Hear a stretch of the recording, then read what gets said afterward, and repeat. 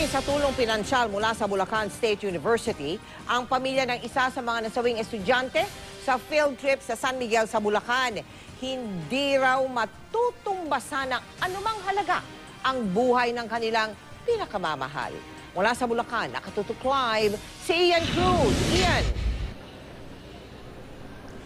Yes, Mel, hanggang sa mga sandaling ito nga ay marami pa ring mga estudyante ng Bulacan State University ang narito sa kanilang campus, Mel, dito sa Malolos, Bulacan. Sa katunayan, Mel, marami pa rin na nagsasagawa ng vigil at candle lighting. Samantala, Mel, nasilip ng GMA News ang dalawang pahinang report ng Crisis Committee na binuo ng Bulacan State University. At doon nga, Mel, ay nakasaad na hindi raw kinakailangan dumaan ang mga estudyante na nag-field trip doon sa Madlum River. Pero pinalitan daw ito nung kanilang tour agency ilang oras bago ang nasabing field trip.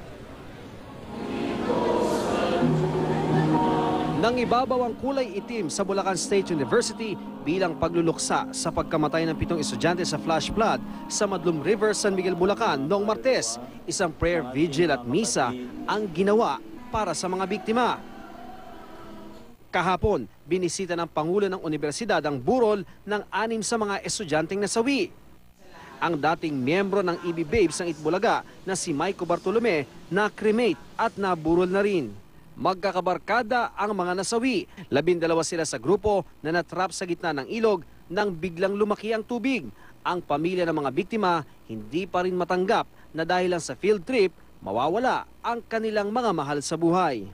Ang pamilya nga ni Helena Marie Marcelo hindi tinanggap ang tulong pinansyal na ibinigay ng universidad. Wala raw katumbas na halaga ng pera ang buhay ni Helena. Pagdating sa formal filing ng case, gusto ko mag-usap kami lahat ng pamilya. Kung talagang willing sila, magsama-sama kami. Ayon sa BSU, hindi naman daw mababaon sa limot ang nangyari. Bumuo na ng fact-finding committee ang universidad kaugnay ng insidente. Ang sangguniang pambarangay ng Sibul na nakakasakop sa pinangyarihan ng insidente, nagpulong kasama ang Madlum Guide Incorporated. Kabilang sa napagkasunduan, lahat ng turista daraan muna sa munisipyo at sa barangay. Magkakaroon ng karagdagang training ng mga guide at pagkalap ng safety at communication equipment. Ang kauna-unahang biniling ko sa kanila, sabi ko nga, dumaan sila rito sa amin, kahit na 2 lang o 3, mga mountaineer o turista, dadaan sila para magkaroon man lang ng coordination at magkaroon sila ng clearance dito sa aming barangay. Ang presidente ng Madlum Guide Incorporated, sinabing 3 araw bago ang trahedya, nag-ocular pa ang tour operator na kinontrata ng BSU kasama ang tourism officer ng San Miguel. Ando doon. Nung Sabado?